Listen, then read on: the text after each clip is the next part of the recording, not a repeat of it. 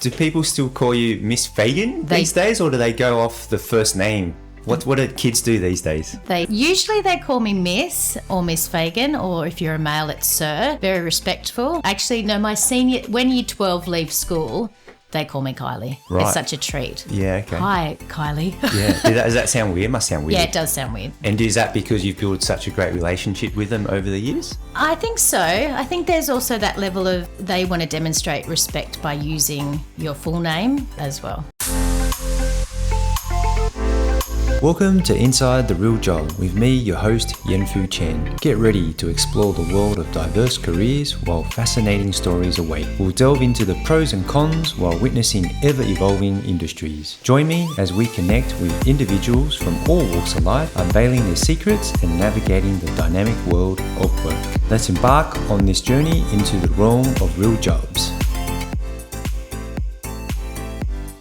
Why don't we go back to the start? Why did you become a teacher? I had some really inspiring teachers in high school, especially in the areas that I was most passionate about, being dance and the performing arts. So I was really fortunate in a comprehensive co-ed educational facility that I attended in high school to have some amazing leaders and mentors. I think I always felt like I wanted to be a teacher. These teachers in particular opened my eyes to think, well, I could actually be a dance and performing arts teacher. Was there a moment in time, life moment, whether it was in high school or whatever, you went, you know what, I reckon this is the way to go? I don't think it was one moment. It was probably a combination of moments. Like all teachers, our teachers were really invested in extracurricular activities, which is something I believe I've taken into my own teaching practice now. So we were really involved in Rocker Stedford and dance ensembles and international tours and all these things that I believe that as a teacher, opening students' eyes up to what's outside the classroom is sometimes more valuable than what is actually inside the classroom.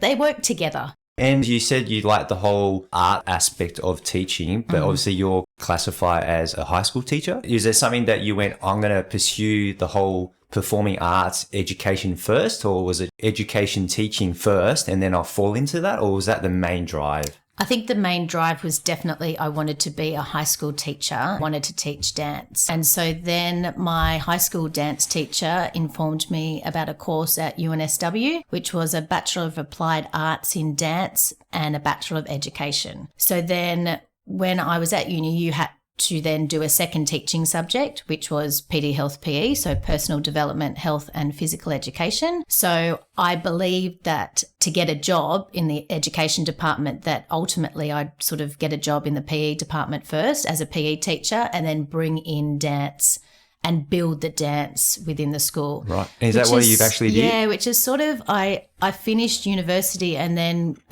got offered a position or had to go for an interview and got a year position at the school. And I thought, I'll just stay here for a year, build some dance, and then I'll travel and I'll teach overseas. I actually loved the job and teaching so much, and it was so rewarding to see the students who, when I arrived, I only had this year 12 group. So my first year of teaching, I had year 12. And we started teaching in the January, February, they started. And then at the end, they got exceptional results. Dance tends to be smaller subject areas, but they all got really, really great results. So the teacher that I was covering decided to extend her leave. She didn't come back. Then they offered me permanent position. And I thought, okay, I'll accept this permanent position for a little while and then I'll go overseas. Well, I still have never taught overseas. But really, I feel that often people say to me, how can you I've been in the same school for 23 years. Right. How can you have been in the same school? And every year it's different. You're teaching different students. There's different teachers. You're meeting different parents.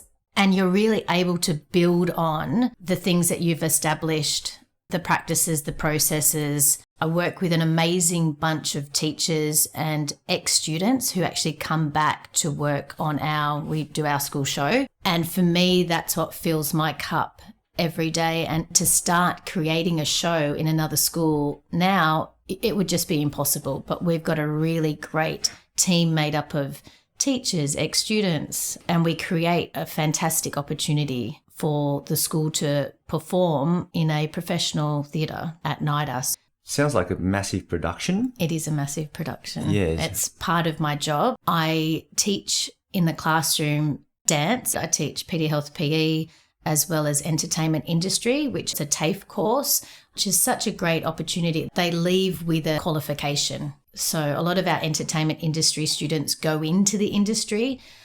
And so working together in collaboration with teachers and ex-students, they really get such an amazing experience working on our school show. Well, it sounds like teaching was the right path because you've done it over for 23 years at the same school. And in terms of uni, can you maybe just explain what was that like? Is that a 3-year degree or 4? It was a long time ago, but it was a 4-year course. So it was a Bachelor of Applied Arts majoring in dance and a Bachelor of Education. And I really loved university. I think coming straight from school on the bus and the train and heading out to different campuses, meeting lots of different like-minded people with a passion for the art, particularly dance. And I've actually remained in contact with a lot of those teachers now. That becomes your professional network. And most of us, we're all still teaching. So I really think that you're born a teacher. And I still, after all of this time, I absolutely love going to work. I love being in the classroom. I love teaching. And I'm not sure how many professions you could say that, especially dealing with teenagers, for that.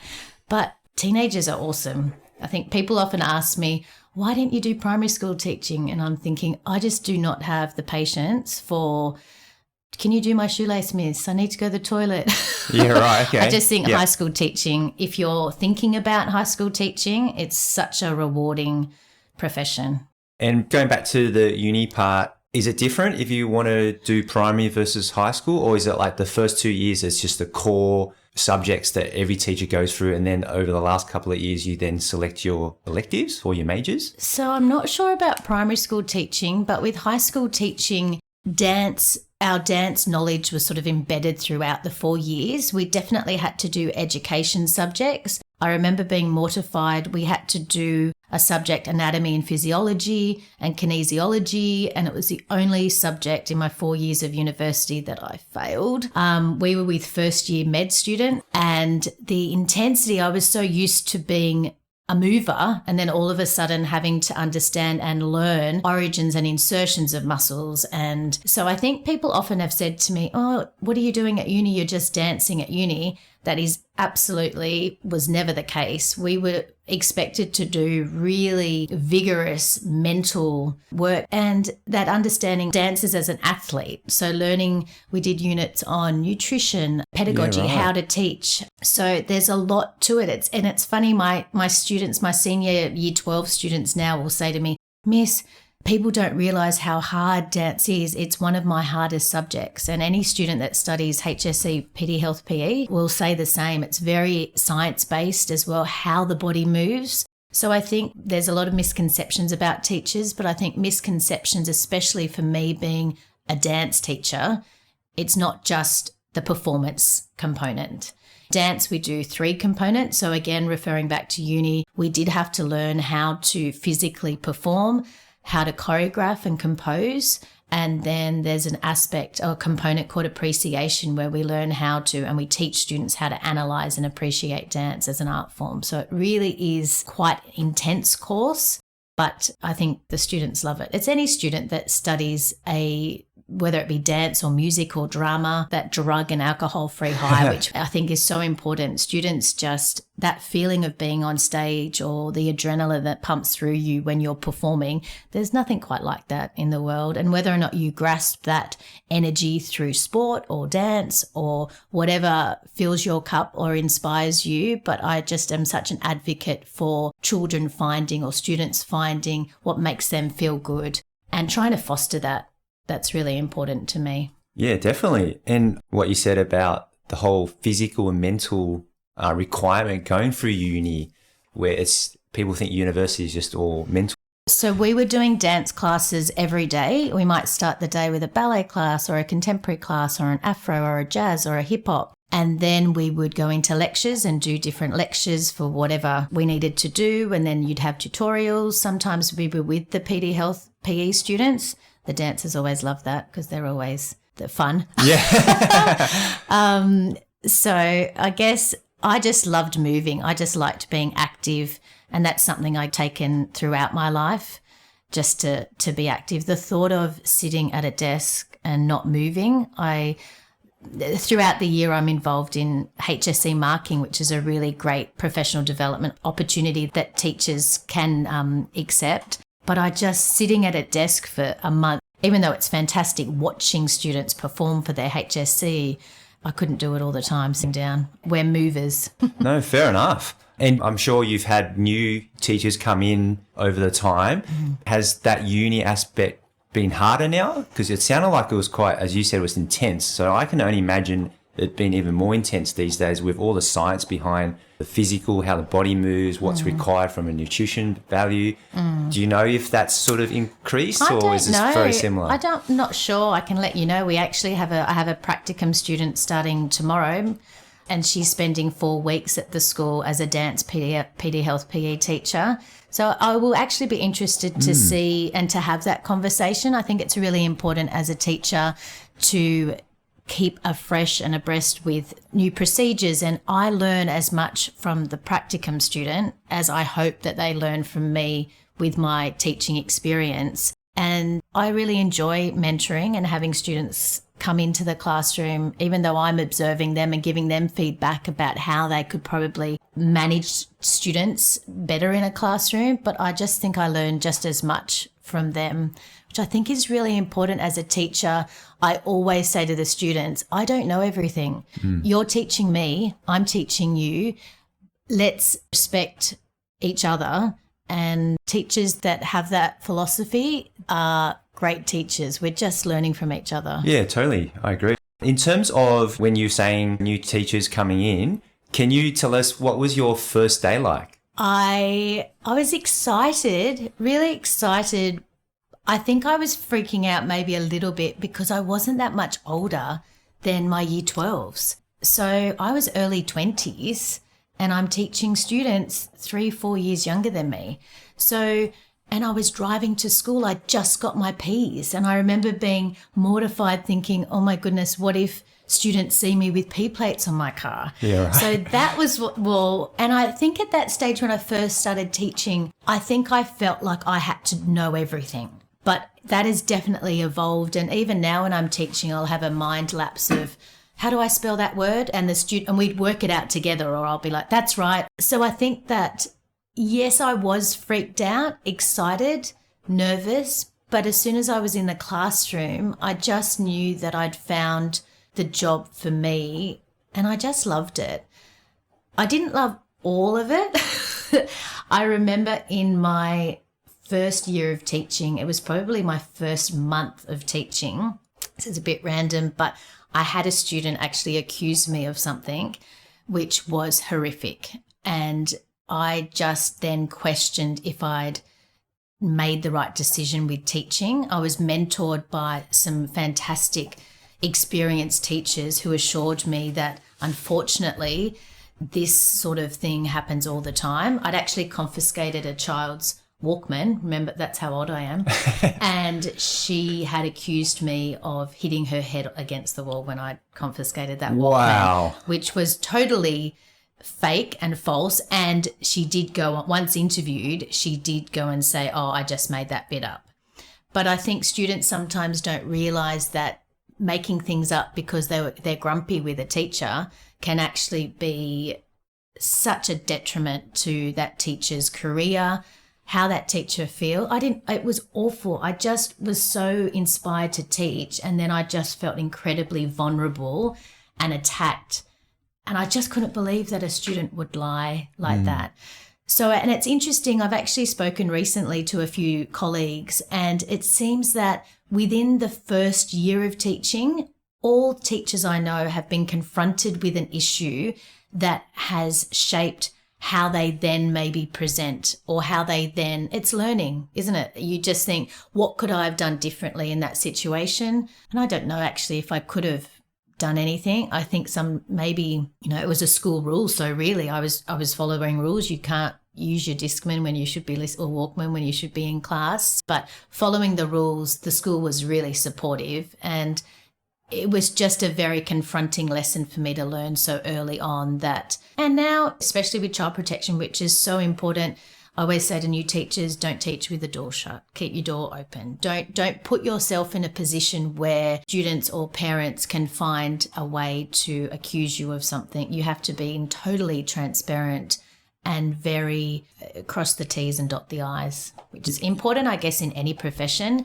But I think that's something I've really noticed in the last sort of maybe 10, 15 years. But honestly, as I mentioned, in all my years of teaching, and that happened within my first month of teaching, that's been the only thing. Really? So, I mean, students and parents probably more and more may complain about maybe marks or that there's no way their child would have done that. But I think that if you maintain a very good register, a very good diary, so I keep a very tight record in terms of any contact I have with parents or teachers that's stated. If I've issued child some feedback or an assignment, quite often I'll get them to sign to say, yes, they've received that, because students might say, oh, I never got that back. I didn't know that. So I think it's just following processes and procedures to ensure that you don't, or if you do get put in that position, you've got evidence or facts to go, well, actually, that's incorrect. Again, it doesn't happen a lot, but I think that teachers within the profession, we need to be really mindful and careful of your own well-being as well. And do you feel like you've been doing that throughout your whole time because of that incident, or was that more probably in the last 5 years or so? I think I've always maintained a register or record of different situations in the classroom. I mean, I can only speak for public education because that's the area that I've worked in. There's a record keeping online service that if you call home or if you feel that there's a bit of a situation with a student, or you keep a record online, which is really helpful as well. It's helpful in terms of if you teach a child, you could sort of get onto this online school system and see how they're going in other areas, because that's really important. I think good teachers, you're working not only with the student, but parents and other teachers to make sure that that child gets the best possible educational outcomes for them. And there's so many well-being aspects as well. I mean, teachers are not just teachers. We're nurses, we're parents, we're carers. I'm very mindful that sometimes in the morning in my roll call class that I'm the first person sometimes that they may have seen that morning, parents leaving for work early. So I sort of set the scene, I hope, for the student's day in a positive way and be very mindful. I can tell if a student is a little bit quieter than usual, or I might say, are you okay? Is everything all right? And I think teachers are pretty intuitive. They'll sense when students aren't themselves. And then you can either take on board trying to assist with whatever they need, or schools do have counsellors or year advisors or wellbeing teams where you might take the child or suggest that they go and get help if that's what they need. So it's honestly the most exhausting profession, as I mentioned before, incredibly rewarding. And that's why we need our holidays. Yeah, totally. I would have to agree. I think as a parent, everyone always says being a parent is the hardest job. But I think being that teacher, you're dealing with the students for most of the day. So yeah, it's definitely tough. So credit to yourself and the other teachers. In terms of the incident that occurred in your first year, let's move into the classroom. Do you get yelled at, or did you get yelled at, and how did you overcome it? So I, within my first year of teaching, maintained a relatively firm but fair and consistent approach to my classes. I'm sure a lot of my junior classes, or they have often, my seniors now say, Miss, we were not scared, but you were really strict and we knew where we stood. So every day your rules didn't change. They were the same rules. And I think students appreciate that. They like boundaries. So I would, especially my juniors, line them up outside within the first term or first couple of terms and set the rules. If you would like to contribute to discussion, put your hand up. We respect everybody. At the beginning of every year, I'm probably a lot stricter, and then you can ease up. You can't go in light and fluffy because then you've got nowhere to go. So quite often now with my teaching practice, the students, I can just wait and stop, and then they're being accountable. They're telling each other to sort of be quiet, Mrs. Waiting. So, but that's a learnt behaviour. I think you really need to establish what sort of environment you would like or what's important to you as a teacher, and for the students to know what you expect. And they always rise to those expectations. And Sorry. No, you're My right. only rule I always say at the beginning of the year is when I'm talking or somebody else is talking in the class, you're not, you're listening. And I say to them, that's my only rule. And I start off the year with saying to them that my first lesson with every class is, right now, you have an A. What you choose to do with that is entirely up to you. And you can see some of the students go, oh, what do you mean I have an A on my report? And I said, well, yes, if you apply yourself, if you do your best, if you get your work completed, you'll maintain that A. So I think that that's really important to sort of make them feel a little bit empowered. There's a quote I often think about with dealing with students, that if you tell students, that they'll forget. If you teach students, they'll remember.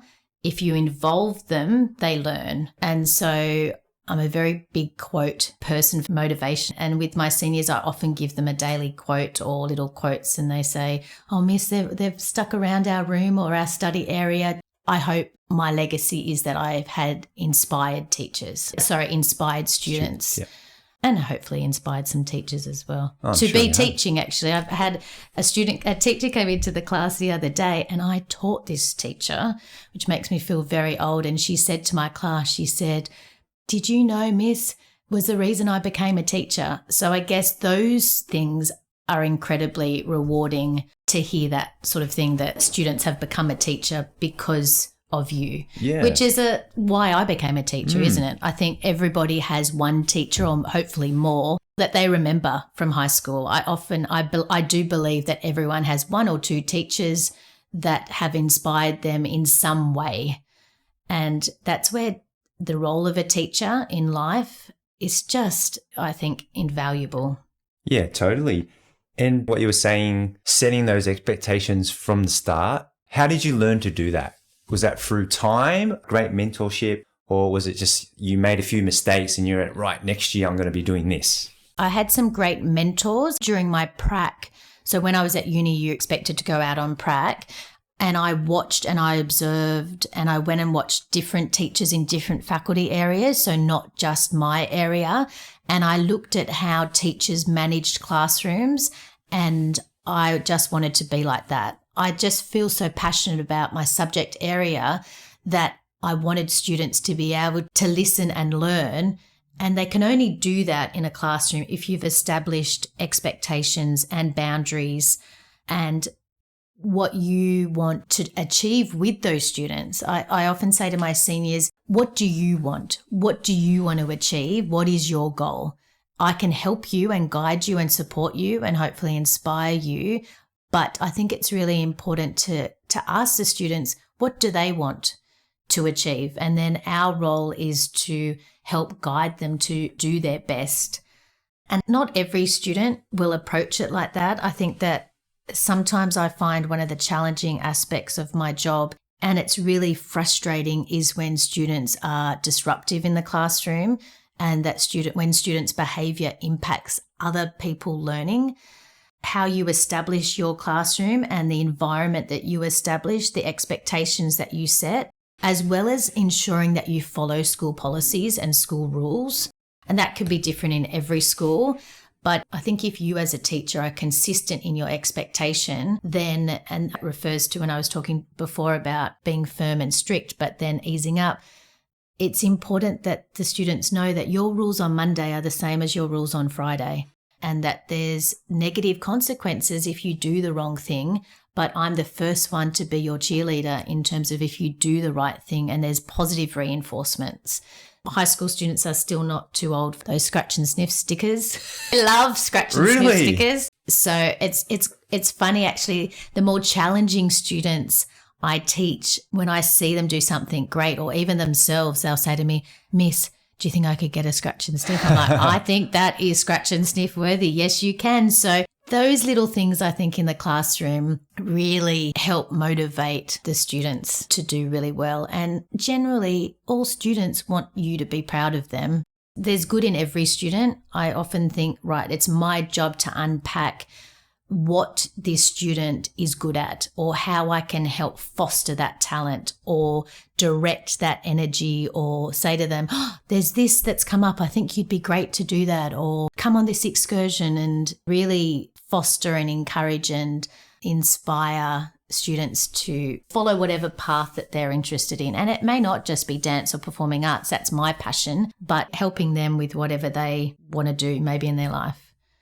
And that ability to help your students or identify that something might be wrong, again, is that just through your time and experience, because you've had different scenarios where you've learnt those problems and you've identified it so you know what to do next time? Or is it just something that you felt like you've always had a bit of a knack for? I think that there's definitely some key qualities perhaps and skills that going into teaching or education I would recommend, or I think are really important. Not only are there personal characteristics, I think that to be a teacher, you need to be a good communicator, a good listener, approachable, friendly, durable, really adaptable, and have resilience. But I also think that university teaches you pedagogy characteristics, so people can learn how to teach. But I do believe that there's a certain personality, I think, that are really great teachers in the classroom. I think that if you think, oh, I'll just go to uni, I'll just do teaching, then perhaps you need to rethink your career. Great teachers are passionate, like I said, about their subject area. And students often say to me, Miss, we love your classes because we can tell that you love what you do. And I would be a hopeless science teacher, science or maths. Oh my goodness, whenever I get a cover lesson for maths and I walk in and go, 5, 6, 7, 8, that's as good as my maths is. But yeah, so I guess it's finding your passion.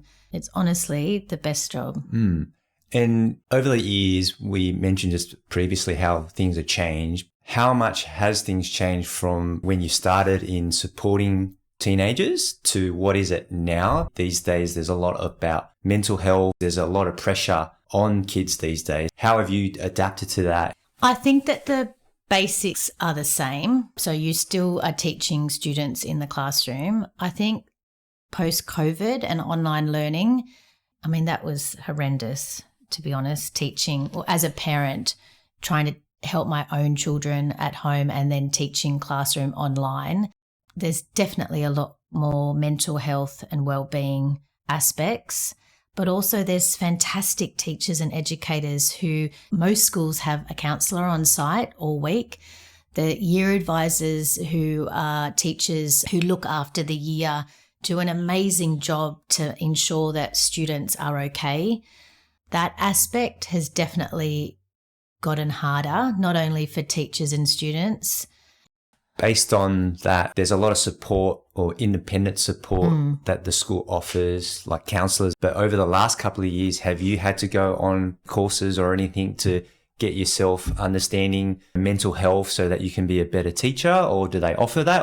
I definitely do what I know based on experience and supporting students in the classroom. And quite often as a PDHPE teacher, we're teaching these topics within the classroom, whether or not it's about healthy eating or living or mental health. So students will come to you. As a faculty, I feel like we quite often have students that come to us, and then it's a matter of us helping them and guiding them to get the best help wherever that might be, whether or not it's appropriate to contact parents or additional external support. I see that it's really important to not only work with the students, but the facilities within the school, as well as external support.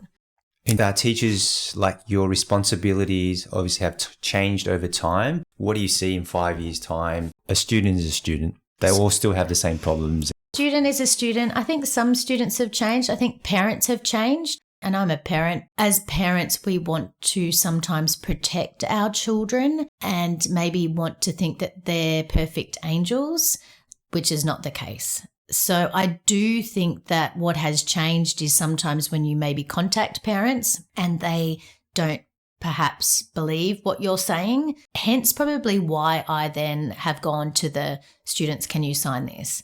My child said you didn't actually give her an assignment. And I say, well, on here it is dated and your child signed that. So I guess from experience, I've learnt that sometimes, again, not all parents, 3/4 of the parents I deal with are absolutely fantastic. But some parents, if they can find an excuse of why their daughter or son have not handed in an assignment, they'll do that. Well, that's not building resilience, is it? And that's what we try to, as educators, instill in our students to bounce back and to accept and be responsible and say, okay, miss, I'm sorry. Yes, I didn't do it. Is it okay if I hand it in here? Or what can I do? So that for me is what I try to teach in my classroom is we all make mistakes. Let's learn from that. What should you have done? Have you got a diary? How are you managing your time? So it's those skills, as I said, as a teacher, we're teaching time management. We're teaching organisation. We're contacting parents if we've seen students who were really organised at the beginning of the year are less organised at the end of the year. It's reminding them in the classroom, get your school diary out. Actually, one thing I did think of, you mentioned before, the biggest change, it's only relatively new, is mobile phones. Mobile phones going in pouches. Some schools, or I have really noticed in the last couple of weeks, the amount of physical activity that's been on the oval and kids are playing more sports and talking to each other. And so I think that is absolutely a fantastic initiative. And I said to the students, has it been hard? Have you noticed a change? And they said, no, we didn't even notice. And I'm thinking, there you go, for something that really a lot of, any parent will tell you or teacher, a lot of students who have had their heads in phones, they haven't really noticed. And that's been a really great, I think, a positive change. That's really good. And what about in the classroom from a focus perspective? Here in the media these days, kids can't focus. They can only focus for a short period. So has kids, I guess, concentration lacked over the years? And what have you done to adapt that change? I think as a teacher, you need to have a variety of methods within your classroom. So gone of the days perhaps where as a student I would go to a class in my high school maybe and there was a bit more chalk and talk. You sat there, the teacher wrote on the board with chalk and you just took notes and you listened and then you left. I think that proactive teachers and teachers now, there's maybe a little bit of teacher direction initially. This is what we're doing. There might be more student-centered work. There might be group work.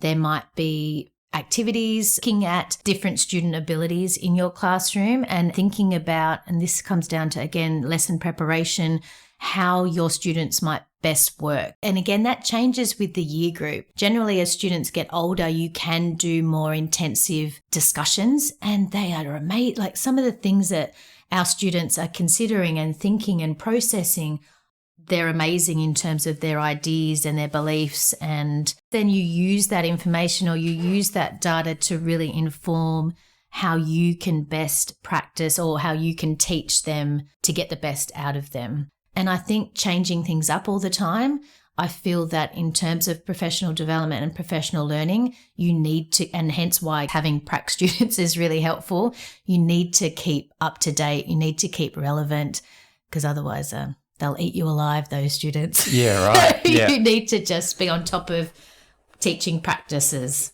Okay. Teaching teenagers keeps you young at heart as well? Yes. Yeah, I would assume, because you are up to date with the newest trend. That's one way you stay relatable. How other ways do you stay relatable in that classroom so you can continue to build that great relationship that you have with your kids? I think that, as you said, it comes then back to relationship building. That's, again, one of the highlights for me is it's such a privilege to educate, and the relationships that you build within that classroom, for some of my students, have become everlasting relationships. I feel that as a teacher, you never stop being a teacher. I'm still mentoring students that left my classroom 15, 20 years ago. So I think that every child, you are trying to find the best in that child, but also what they're good at or what they're interested in. I remember teaching a really naughty student in year 9, and I then found out that she rides horses. And I love riding horses. And so since we made that connection, she absolutely loves, Miss, have you been riding this weekend? Or we have that common interest and that common thread. And I think that that's really important in terms of that relationship building. And once you've established the relationships, I guess that comes back down to behavior in the classroom. You generally don't have a lot of issues with classroom management or behavior from disruptive students because you've built a relationship. And I think that probably is one of my strengths as a teacher, is building relationships, setting those expectations, setting a dynamic learning environment, but maintaining relationship and asking students in roll call about their weekend and how they are. And students are excited to tell you. So I think that that probably keeps me young or interested, or they might say, Miss, have you heard this new track by The Weeknd? I'm like, oh, okay. It's not The Weeknd I just had. It's actually a band or a singer. So it's keeping that interaction. I love that they are interested and tell me what they've seen or what they've learned. As a new teacher, listen to your students, get to know your students, ask them questions, be interested, be curious. I always say to students or teachers, be curious. And I think that's a really lovely life lesson as well. As an adult, I teach my own children, be curious in life, be a lifelong learner, find what inspires you and do it. Don't stop believing. Nice. We spoke about the challenges you faced in the classroom with students, the mental health, the focus aspect, and you also mentioned dealing with parents has changed over the years. What other challenges do you face? I think that there's definitely parts of our job which are expected: playground duty, marking, report writing, lesson planning. But the level of administration that is required from us. So I was referring before about documentation. Like I could be teaching all day. Some of my lessons I'm before school, and then I might be on playground duty and reaching out if I feel like I need to reach out to a parent or contact a parent because I'm concerned about their child or for whatever reason. It's the lack of time to be able to do that. Even it's all the sort of administration paperwork that I feel that gets in the way sometimes of your planning. Things like organising an excursion. And excursions are so important because they should and they do add value to whatever you're teaching in the classroom. But the amount of work and risk management forms, liaising with buses, finances, so working out how much things cost, getting tickets organised, it's another job in itself. So those kind of administration things, hopefully within the next couple of years, they find a way to make those things less tedious. And I know, unfortunately, a lot of teachers now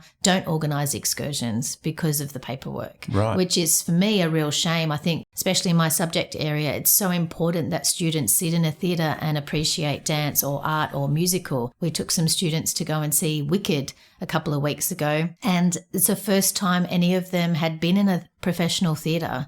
I take students on an annual Melbourne dance tour, and it's the first time some of them, just seniors we take, year 11 and 12, that they've been on a plane. So for me, it's really important. One of my students now is actually at VCA, so Victorian College of the Arts, in the dance degree there. And she said, Miss, I would have never have known that this even existed if you hadn't have taken me to Melbourne. So that sort of thing drives me to ensure that regardless of the level of admin, all teachers, we do not stop working and thinking about our students of how we can get the best out of them. As I said, the admin has increased, but teachers still do it. We still want to give everything to all of our students all the time. One of the questions I always ask people is, tell me a success story, but I think you've shared so many, which is fantastic. What about success within yourself? When did you realise, I'm in the right job, I love what I'm doing?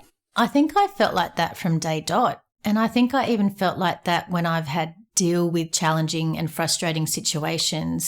Being able to work with students and see them come out the other side in a positive way, seeing them graduate in year 12 and embrace you with such elation and joy and thanks.